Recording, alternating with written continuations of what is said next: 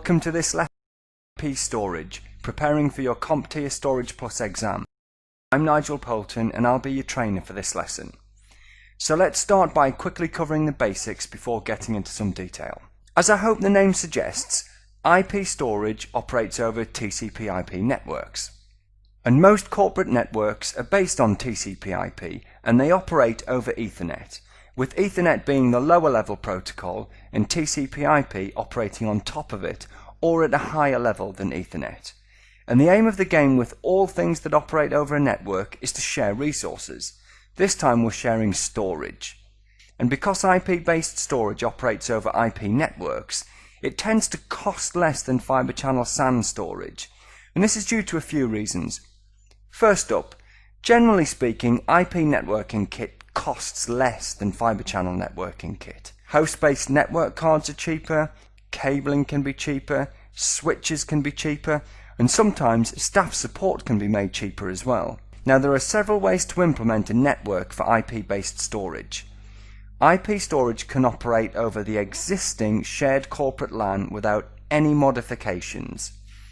It can be given its own VLAN or virtual local area network, or it can be given its own dedicated isolated network, meaning its own network cards, its own physical switches, its own dedicated cabling, the lot.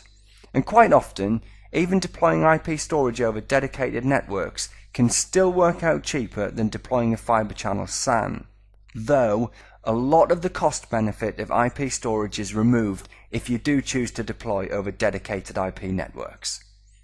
And while we're on with the basics, there are three major flavours of IP storage. First up is NAS, then we've got iSCSI, then we've got object storage. All three are different, all three have their own use cases and specifics, and all three have their own pros and cons, and we'll cover them all in detail throughout the lesson. Generally speaking though, and as we highlight on the slide, NAS storage is sometimes known as file storage. We call it file storage because it operates at the file level, so it shares files and folders, and it has to know about and deal with things like file and folder permissions, file locking issues, and it requires some form of antivirus. iSCSI is more like fibre channel SAN storage. It operates at the block level, but the major difference being that it operates over an IP network rather than a fibre channel network. And last but not least, object storage. It's kind of the new kid on the block.